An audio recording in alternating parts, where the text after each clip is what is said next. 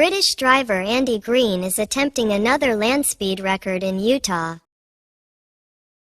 20 years ago, Green set a land speed record with a diesel-powered car.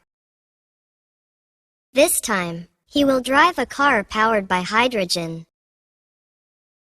Green hit a new top speed of 368 miles per hour during a practice run last week. He hopes to beat the existing record in the official attempt. The project also aims to show hydrogen as a clean energy alternative. However, most hydrogen is still produced from fossil fuels. Green is best known for breaking the sound barrier in a car in 1997. Now 64, Green came out of retirement for this new project.